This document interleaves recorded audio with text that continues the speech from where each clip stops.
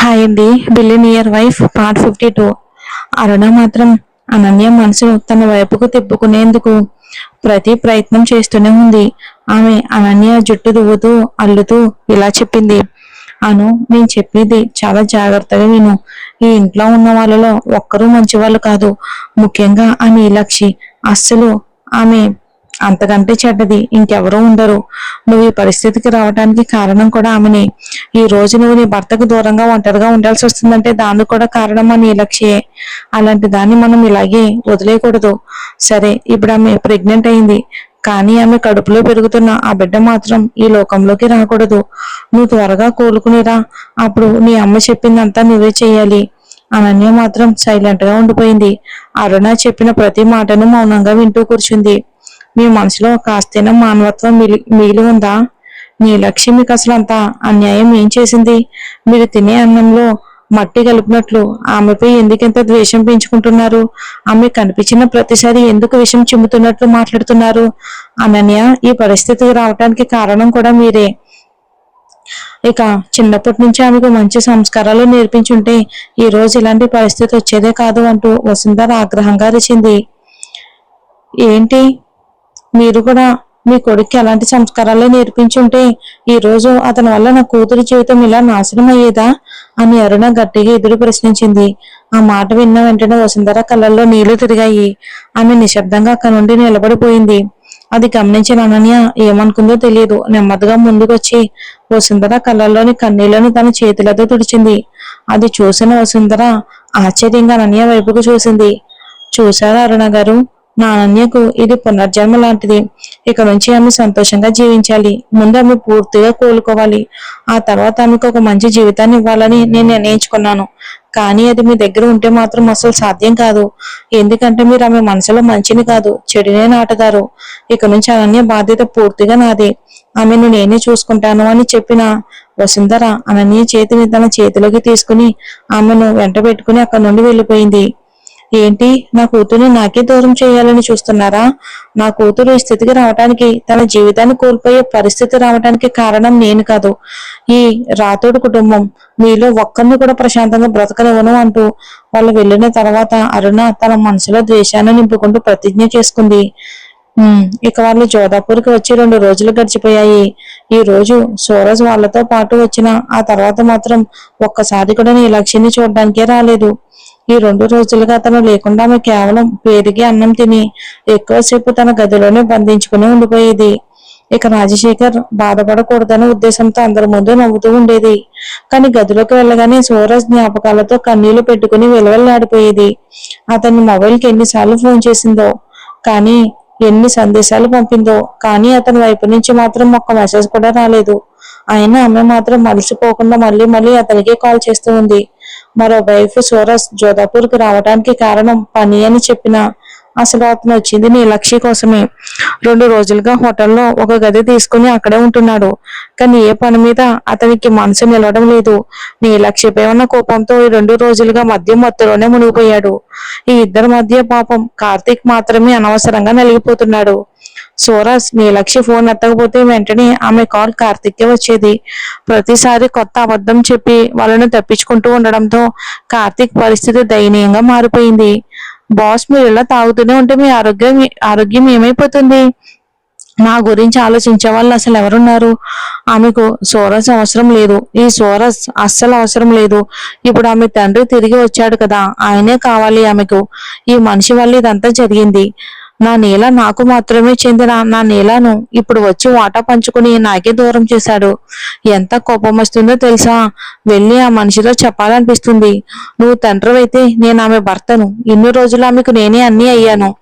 ఇప్పుడు వచ్చి నా భార్యను నీ కూతురు అంటూ నాతో వాటా పంచుకున్నావా అని అనిపిస్తుంది. నా నీలక్ష్మిని అందరినీ దూరం చేయాలి అనిపిస్తుంది అంటూ మధ్యమొత్తులో కార్తీక్ గొంతు పట్టుకున్నాడు. అయ్యో బాస్, స్పృహలోకి రండి. నేను మీ పిఏ కార్తీక్ని, మీ నేలాకి అన్నలాంటి వాడిని. నన్ను చంపకండి. నువ్వు కార్తీక్వే. అవును, నువ్వే కార్తీక్వి. బాస్, మీకు మత్తు చాలా ఎక్కువైంది. కాసేపు పడుకుని రెస్ట్ తీసుకోండి. అదే కదా నన్ను నిద్రపోనివ్వటం లేదు, కలలో కూడా వచ్చి నన్ను వేధిస్తూనే ఉంది అంటూ మత్తుగా గొణుకుతూ మంచంపై కూలబడ్డాడు.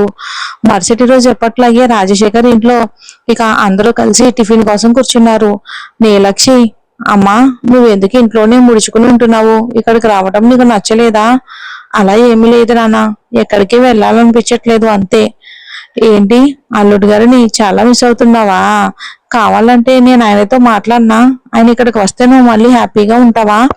వద్దు నాన్న, ఆయన పనిలో బిజీగా ఉన్నారు. అంతేకాదు ఆయనకు నా జ్ఞాపకం వస్తే ఆయనే నన్ను వెతుక్కుంటూ వస్తారు. నా కోసం ఎవరు ఆయనతో ఏమీ చెప్పొద్దు అని చెప్పి తన కళ్ళల్లో వచ్చిన కన్నీళ్లను బలవంతంగా ఆపుకుని గదిలోకి వెళ్ళిపోయింది.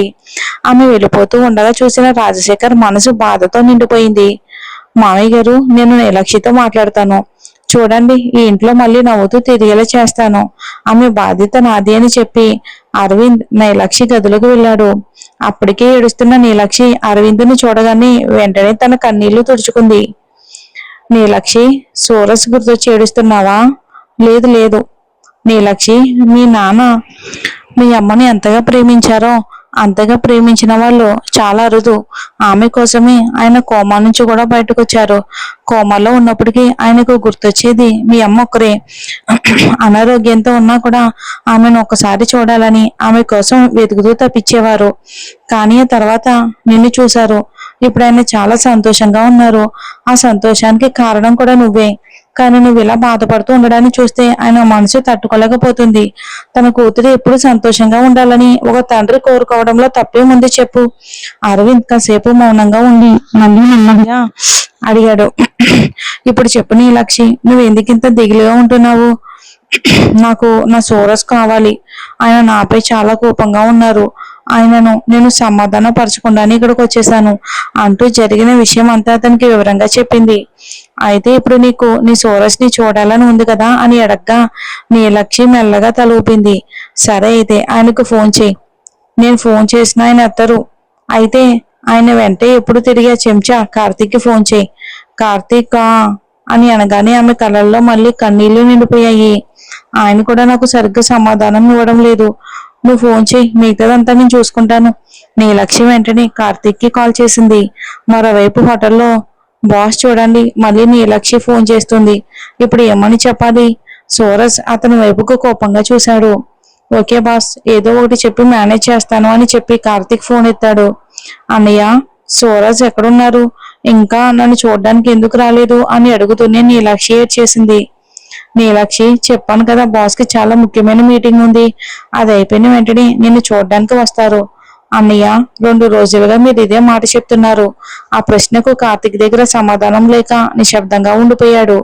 అప్పుడే నీలా, నా లిటిల్ ప్రిన్సెస్, ఏం చేస్తున్నావు అంటూ అరవింద్ గొంతు ఫోనులో వినిపించింది. ఆ మాట వినగానే సూరజ్ ఒక్కసారిగా ఉలిక్కిపడి కార్తీక్ చేతిలోని ఫోన్ని లాక్కున్నాడు. నా లిటిల్ ప్రిన్సెస్ ఏమంటుంది? నువ్వు నిజంగా చాలా ముద్దుగా ఉంటావు, అచ్చం మీ అమ్మలాగే. మంచిదే. ఆ టెర్రర్ పీస్లా మాత్రం లేవు అంటూ సూరజ్ ని ఉద్దేశించి అరవింద్ సరదాగా అన్నాడు. ఆ తర్వాత అరవింద్ మళ్ళీ నీలక్షితో, నీలా, ఈ రోజు మనం బయటికి వెళ్దాం. ఈ అరవింద్ నీకు మొత్తం జోధ్పూర్ అంతా చూపిస్తాడు. నువ్వు సంతోషంగా ఉంటే నేను సంతోషంగా ఉంటాను అంటూ ప్రేమగా అరవింద్ ప్రేమగా నీలక్షి జుట్టు చెదరగొట్టాడు. అయ్యో, ఏంటిది అరవింద్ అంటూ నీలక్షి గారంగా అంది. నీలా, నేను నిన్ను ముందే చూసుంటే నేనే నిన్ను పెళ్లి చేసుకునేవాణ్ణి. ఏమంటారు మీరు? అరవింద్, మీరు మా బుజ్జమ్మ కొడుకే కదా? కాదు, నేను ఆమె సొంత కొడుకును కాదు, ఆమె స్నేహితురాలు కొడుకును. మా అమ్మ చనిపోయిన తర్వాత నన్ను ఆమె దత్తత తీసుకుంది. అందుకే నేను నీకు అన్నను కాను. నీలా, అరవింద్ మాటలు విని నీలక్షి ఆశ్చర్యంగా తన వైపుకు చూస్తూ ఉండిపోయింది. అయినా ఇప్పటికేమీ ఆలస్యం కాలేదు. ఆ కోపిష్టి సూరజ్ కి విడాకులు ఇచ్చేసి నన్ను పెళ్లి చేసుకో. ఫోన్లో అరవింద్ ఆ మాటలు వినగానే సూరజ్ కోపంతో ఫోన్ ని నేలగేసి కొట్టి పగలగొట్టాడు. బాస్, అది నా ఫోన్. ఇప్పుడు నీ ఫోన్ గురించే బాధ? నేను 2 రోజులుగా ఆమె గురించి ఆలోచిస్తూ తినకుండా నిద్రపోకుండా ఇక్కడ పడిపోయాను. కానీ ఆమె మాత్రం అతనితో హాయిగా తిరగడానికి రెడీ అవుతుంది. వాడు నేను అస్సలు వదలను. నా నీలాకి నీలా అని ముద్దు పేరు పెడతాడా? నా నీలాను నీలాని పిలిచే హక్కు వాడికి ఎవరిచ్చారు? బాస్ పేరు పెట్టింది పిలవడానికే కదా అని కార్తీక్ అనగానే సూరజ్ ఒక్కసారిగా అతని గొంతు పట్టుకున్నాడు. నా నీలాను నీలా అని పిలిచేది నేను ఒక్కనే. వాడెవడో అంత చనువుగా పిలవడానికి? పైగా విడాకులు ఇచ్చేసి ఉమ్, తనని పెళ్లి చేసుకోవాలంట. ఆమె వాడి నోరు పగలగొట్టలేదా?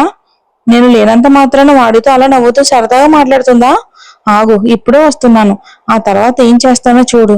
బాస్ బాస్, గొంతు నొప్పిగా ఉంది అని కార్తీక్ అరవడంతో సూరజ్ అతని గొంతు మీద నుంచి చెయ్యి తీసేశాడు. ముందు వాళ్ళు ఎక్కడికి వెళ్తున్నారు కనుక్కో. నన్ను వదిలేసి వెళ్ళిన ఆనందం అంటే ఏంటో ఇప్పుడు ఆమెకి చూపిస్తాను అని కోపంగా చెప్పి సూరజ్ బాత్రూమ్ వైపుకి నడిచాడు. అరవింద్, మీరు చెప్పేది నిజంగా జరుగుతుందా? సూరజ్ వస్తారా అని నీలాక్షికి కళ్ళల్లో కన్నీళ్ళు వేసుకుని బయట వైపుకి చూస్తూ అడిగింది. "ఉమ్, ఇది నువ్వు 43వ సారి అడుగుతున్నావు నీలాక్షి. నేను చెప్పాను కదా నీ సూరజ్ ఖచ్చితంగా వస్తాడు అని" అరవింద్ కోపంగా అన్నాడు.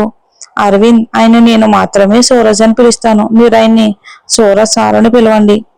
ఆ పేరు నా కోసం మాత్రమే అని నీలాక్షి గారంగా చెప్పింది. సరే సరే, అంతా నా తప్పే అని అరవింద్ సరదాగా అన్నాడు. అయితే అరవింద్, మీకు ఎలా తెలుసు ఆయన వస్తారని అని మళ్ళీ అడిగింది నీలాక్షి. అది రోజు నా రాశి ఫలంలో నేను చెప్పింది అన్నీ జరుగుతాయని ఉంది, అంతే కదా అని నవ్వుతూ అని చెప్పాడు. అలా అయితే చెప్పండి, ఈ రోజు నా సూరజ్ నాతో గొడవ పడకుండా ప్రేమగా ఉంటారని చెప్పండి అని ఆమె ముద్దుగా అడిగింది. ఏంటి పిల్ల ఇది, నా ప్రతి మాట నమ్మిస్తుంది అని మనసులోనే అనుకుని అరవింద్ ఇలా అన్నాడు. నువ్వు ఎయిర్పోర్ట్ నుంచి నవ్వుతూ మాట్లాడినప్పుడు నీ భర్త ముఖం మిర్చి తిన్నట్టు మారిపోయింది.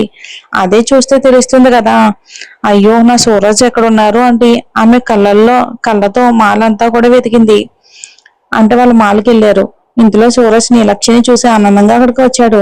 కానీ ఆమె అరవింద్ చేతిని పట్టుకుని ఉండడం చూసి అతని ముఖం కోపంతో మారిపోయింది.